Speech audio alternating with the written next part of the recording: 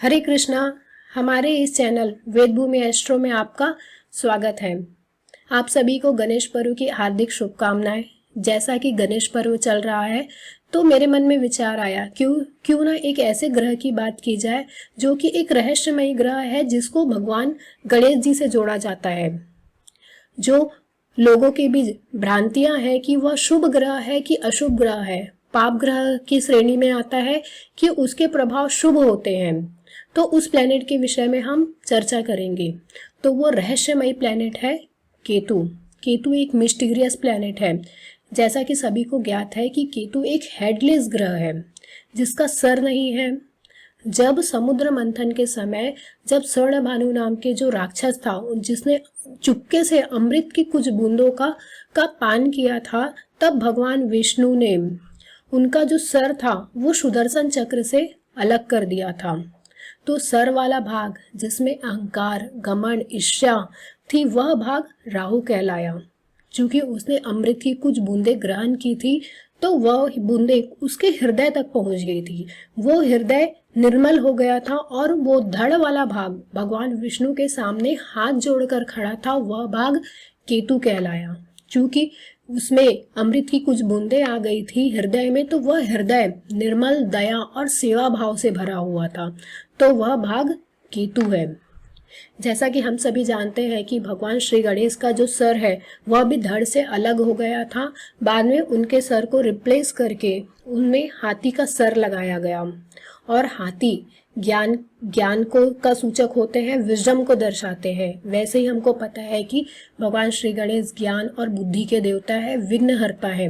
वहीं यदि हम केतु की बात करें तो केतु भी एक हेडलेस प्लेनेट होता है, और जो कि विजडम को, हायर नॉलेज को, बुद्धि को दर्शाता है, स्पिरिचुअलिटी को दर्शाता है। भगवान श्री गणेश के जैसे भी वह अध्यात्म को दर्शाता है। इसलिए श्री गणेश को और केतु को एक दूसरे से जोड़ा जाता है।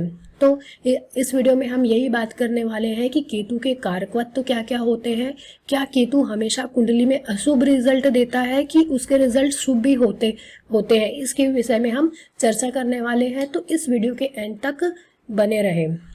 कहा जाता है कि कुंडली में जिस भी भाव में केतु बैठा हुआ रहता है, उस भाव से रिलेटेड चीजें जो होती हैं, उस चीजों को आप प्रीवियस बर्थ में क्या कर चुके होते हैं, भोग चुके होते हैं। तो इस बर्थ में आपको उस चीजों पे क्या करना है, ज्यादा ध्यान नहीं देना होता, बल्कि जहाँ पे राहु बैठा हुआ है, जिस भी स्थान में, उस भाव के रिलेटेड चीजें आपको क्या करती हैं, ज्यादा अट्रैक्ट करती हैं, और उन चीजों पे आपको क्या करना है, ज्यादा ध्यान देना होता है। जैसे केतु क्या है, वह वैराग्य को दर्शाता है, स्पिरिचुअलिटी को दर्शाता है, मोक्ष को दर्शाता है, मुक्ति का कारक ग्रह है। वहीं जो राहु होता है उसके जस्ट अपोजिट होता है। जो मटेरियलिस्टिक थिंग्स होती है उसको राहु से देखा जाता है, जो भोग को दर्शाता है। वहीं केतु उसके जस्ट अपोजिट है, जो किसको दर्शाता है, मोक्ष को दर्शाता है।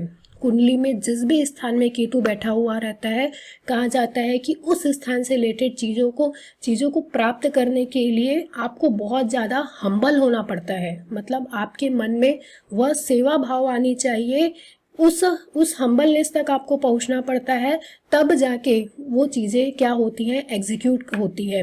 अदरवाइज आपको केतु उस स्थान से रिलेटेड चीजों के लिए पूरा झुकाता है, तब तक झुकाता है जब तक कि आपके मन में सेवा भाव नहीं आ जाता, वो हम्बलनेस आपके मन में क्रिएट नहीं हो जाता। तब तक केतु उस भाव के रिजल्ट के लिए आपको क्या करता है, इतना ज्यादा बो डाउन कर देता है।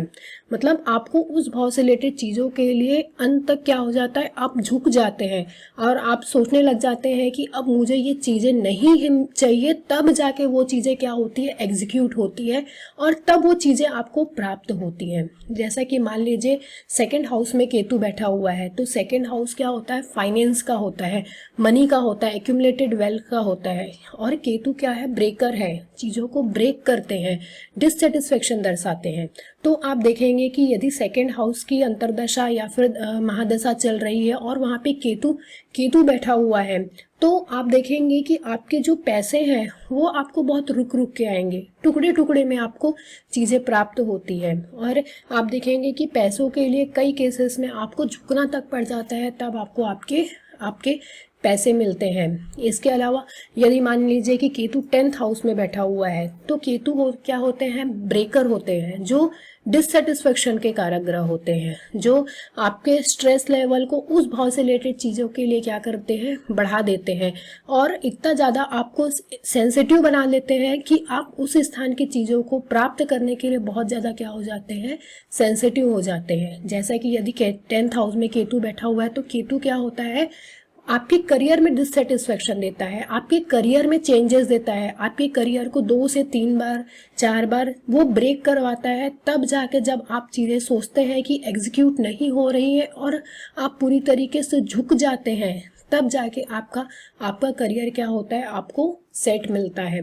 मतलब हो सकता है कि आपके करियर में 2 से 3 बार आपको ब्रेक देखने के लिए मिले। वहीं यहाँ यदि देखेंगे कि यदि 7th हाउस में केतु बैठा हुआ है तो 7th हाउस क्या होता है, मैरिज का, पार्टनरशिप का, बिजनेस का होता है। तो आप कई बार देखेंगे कि यह भी कहा जाता है कि यह मैरिज के लिए अच्छा नहीं होता।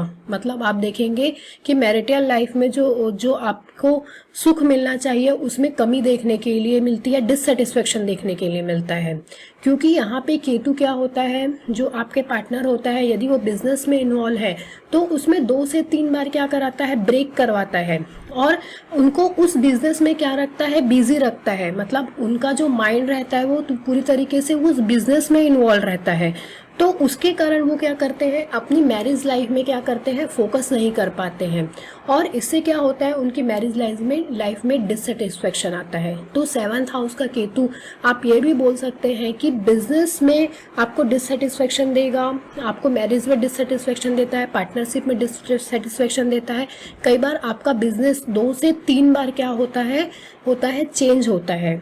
आप यहाँ पे ये नहीं बोलेंगे कि 7th हाउस में केतु है तो डाइवोर्स हो जाएगा या फिर मैरिज टूट जाएगी, ऐसी चीज़ें नहीं होती है। आपको उस भाव से रिलेटेड जो दूसरी चीज़ें हैं हो सकता है कि उसमें आपको प्रॉब्लम फेस करने के लिए मिले। यदि लग्न में केतु बैठा हुआ है तो लग्न का केतु क्या करता है, लोगों को ऐसी थिंकिंग देता है कि वो विदाउट थिंकिंग काम को एग्जीक्यूट करते हैं। कई बार ड्यूअल थिंकिंग रहती है कि हम क्या करें, कन्फ्यूज़न वाली जो स्थिति रहती है उसको क्या करता है, केतु क्रिएट करता है। तो केतु क्या है, एक छाया ग्रह है। राहु और केतु दोनों क्या है, छाया ग्रह है। तो ये क्या करते हैं, भ्रम पैदा करते हैं स्थिति को लेकर, जिसमें आप कंफ्यूज हो जाते हैं कि डिसीजन क्या लेना है। हम जैसे करियर वाले हाउस में केतु बैठा हुआ है तो आप सोचते हैं कि मुझे कौन सा करियर चूज करना है।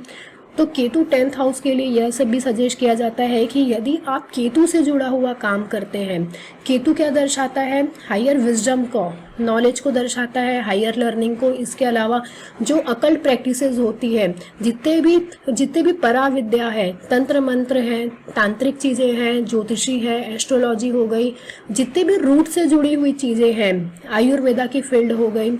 यदि आप रिसर्चर हैं जहाँ पे आपको हिडन चीज़ों को ढूंढना होता है, क्योंकि केतु क्या दर्शाता है, बारीकी को दर्शाता है।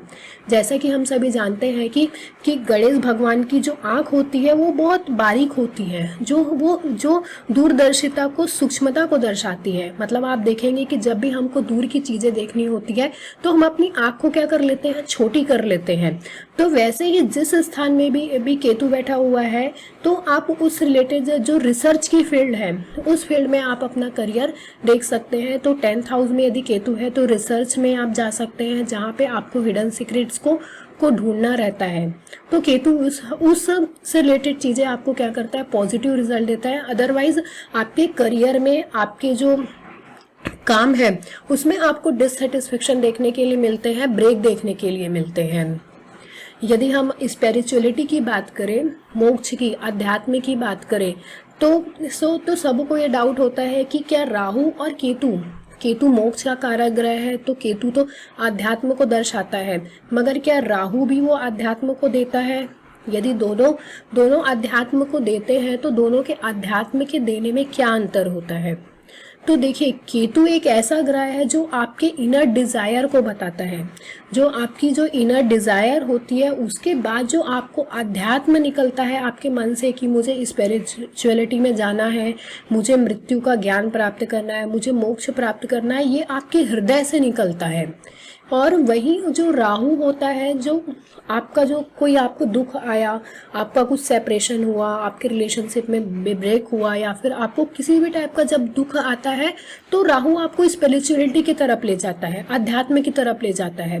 तो यहाँ पे आप देखेंगे कि राहु जब जब अध्यात्म देता है तो लोग उसको शो अप करते हैं, और वो थोड़े समय के लिए अध्यात्म होता है, वो कुछ समय के बाद लोग वो प्रैक्टिसेस करना छोड़ भी देते हैं। मगर जब केतु का से जुड़ा हुआ जो अध्यात्म होता है, उसमें लोग अपने इनर डिजायर के कारण उसमें जुड़ते हैं, तो वो आपको हायर लेवल, ऊंचाई, उत्कृष्टता तक लेके जाता है। जैसा कि केतु क्या है, ध्वज दंड है, और ध्वजा ध्वजा को दर्शाता है। ऊंचाई को केतु से देखा जाता है, उत्कृष्टता को देखा जाता है। तो कुंडली में यदि केतु राजयोग कारक है, राजयोग कारक का मतलब यह होता है कि जिस भी भाव में केतु बैठा हुआ है और उस भाव का भाव अधिपति यदि केतु के साथ बैठा हुआ है, जैसे मान लीजिए 10th हाउस में केतु है और 10th हाउस का जो भी स्वामी है वह 10th हाउस में ही बैठा हुआ है, तो आप यह देखेंगे कि यहाँ पे केतु जो होता है राजयोग कारक हो जाता है। और इसके अलावा केतु के लिए कहा जाता है, यदि केतु गुरु की राशि में बैठा हुआ है, गुरु के साथ बैठा हुआ है, गुरु के नक्षत्र में है, तो वहाँ पे जो केतु होता है वो राजयोग कारक होता है, और आपको बहुत ज़्यादा बेस्ट रिजल्ट आपको तब केतु के देखने के लिए मिलते हैं। मतलब हम ये बोल सकते हैं उस कंडीशन में केतु क्या होता है, वह राजयोग कारक बन जाता है। यदि हम केतु की राशि की बात करें तो केतु जेमिनी राशि, मिथुन राशि में नीच के माने जाते हैं, और सेजिटेरियस साइन, धनु राशि में केतु क्या होते हैं, उच्च के होते हैं। केतु की महादशा 7 साल की होती है, और केतु के यदि हम नक्षत्रों की बात करें तो केतु के अंदर 3 नक्षत्र आते हैं, अश्विनी, माघा और मूल नक्षत्र। ये जो नक्षत्र होते हैं क्रमशः वो हमारे क्या करते हैं, धर्म त्रिकोण को रूल करते हैं। तो आप देखेंगे कि केतु हमारे धर्म के उत्थान के लिए, हमारे धार्मिक उत्थान के लिए केतु हमारी कुंडली में बहुत ज़्यादा इम्पोर्टेंट क्या रखता है, स्थान रखता है। यदि हम केतु से रिलेटेड जो भी डिसीजेस है, रोग है, उसकी बात करें तो केतु से रिलेटेड जो डिसीज होते हैं वो बहुत क्या होते हैं, रहस्यमयी होते हैं। मतलब उन डिसीजेस को लेकर हमेशा क्या रहता है, सस्पेंस बना रहता है। मतलब जब भी उससे रिलेटेड जो डिसीजेस होते हैं वो बहुत बारीकी होते हैं, सूक्ष्म होते हैं, जो जल्दी से पकड़ में नहीं आते। कई बार आप देखेंगे कि 2 से 3 बार आपको डॉक्टर चेंज करना पड़ता है, तब जाके आपकी जो डिसीज होती है वो पकड़ में आती है। जैसे कि मान लीजिए कैंसर हो गया, 3 स्टेज निकल गए और लास्ट स्टेज में ही आपको पता चल रहा है कि कैंसर है। तो जब केतु की महादशा होती है या केतु से पीड़ित जो डिसीजेस है, उस भाव से रिलेटेड जो रोग है, वो आपको क्या करते हैं, हिडन रहते हैं। उनको लेकर हमेशा क्या रहता है, एक सस्पेंस बना रहता है।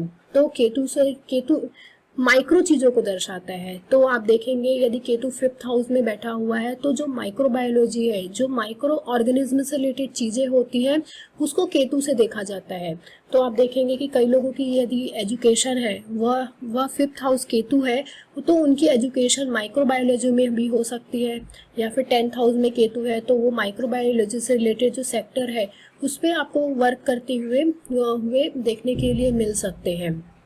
इस प्रकार आपने केतु का इफेक्ट देखा कि केतु का कैसा प्रभाव रहता है और केतु कैसा रिजल्ट देता है। केतु का जो प्रभाव होता है वो मंगल के समान होता है, और मंगल क्या दर्शाते हैं, मंगल ऊर्जा के कारक ग्रह है, जो पराक्रम को, वो तेज को दर्शाते हैं। तो केतु का भी जो प्रभाव होता है वो मंगल के समान होता है। तो यदि हम केतु के शुभ प्रभाव की बात करें तो केतु को 2nd हाउस और 8th हाउस का क्या माना गया है, कारक माना गया है। वहीं पे आप देखेंगे कि केतु इन भाव में बैठकर अच्छा रिजल्ट देते हैं यदि भाव अधिपति भी उनके साथ बैठे हुए हों। इसके अलावा जो मंगल की राशियां होती है एरीज साइन, मेष राशि, और स्कॉर्पियो साइन, वृश्चिक राशि, उसमें भी आप कुछ हद तक जो केतु के रिजल्ट है उसको आप पॉजिटिव देख सकते हैं। अदरवाइज जो अलग जितने भी दूसरे साइंस है उसमें केतु के रिजल्ट क्या होते हैं, आपको ज़्यादा पॉजिटिव वर्क करते हुए नहीं मिलते हैं।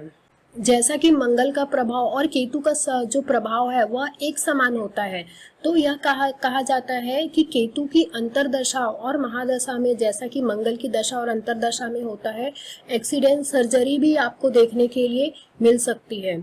केतु यदि 8th हाउस में बैठा हुआ है तो आप देखेंगे कि ऐसे लोगों की जो डिसीजेज होती है वो क्या रहती है, हिडन रहती है, क्योंकि 8th हाउस भी क्या होता है, हिडन चीज़ों को दर्शाता है। तो उनको लाइफ में ऐसी ऐसी हिडन डिसीजेज होती है जिनका पता भी उनको क्या नहीं लग पाता है। मगर यहाँ पे जो 8th हाउस का जो केतु होता है वो उनको आकस्मिक धन जरूर देता है, क्योंकि 8th हाउस क्या होता है, सडन जो चीज़ें मिलती है, इनहेरिटेड प्रॉपर्टी मिलती है, उसको दर्शाता है। तो हो सकता है कि इन लॉज के तरफ से इनको प्रॉपर्टी मिल जाए, ससुराल पक्ष से या फिर ननिहाल पक्ष से, कि या फिर फैमिली से उनको बहुत ज़्यादा इनहेरिटेड प्रॉपर्टी मिल जाए। क्योंकि केतु और राहु केतु ऐसे प्लैनेट होते हैं जो सडन चीज़ों को देने के लिए क्या होते हैं, सक्षम होते हैं।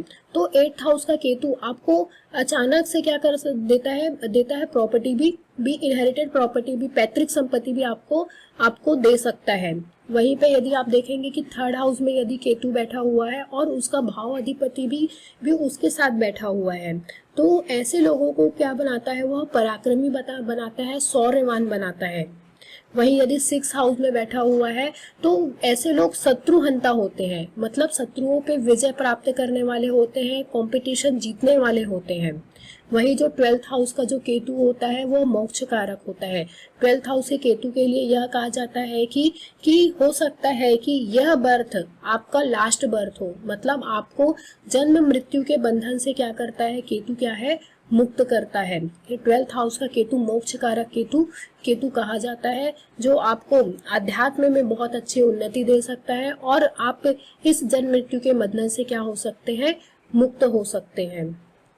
यदि हम राहु केतु के ट्रांजिट की बात करें तो शनि के बाद आप देखेंगे कि सबसे बड़ा ट्रांजिट होता है वह राहु केतु का होता है, क्योंकि शनि का जो ट्रांजिट है वह 2.5 साल का होता है। उसके बाद जो राहु केतु का जो ट्रांजिट होता है एक राशि में वह 1.5 साल का होता है। उसके बाद गुरु का ट्रांजिट होता है वो 1 साल के आसपास का होता है। तो आप देखेंगे कि ये तीनों ट्रांजिट जो होते हैं वो हमारे लाइफ के सिग्निफिकेंट इवेंट को शो करते हैं। यहाँ तक कि आप ये देखेंगे कि राहु केतु का ट्रांजिट इतना ज़्यादा इम्पोर्टेंट हो जाता है कि जिस भाव से रिलेटेड, जिस एक्सिस से यदि राहु केतु का ट्रांजिट हो रहा है तो उस लाइफ के सिग्निफिकेंट इवेंट आपको देखने के लिए मिल सकते हैं।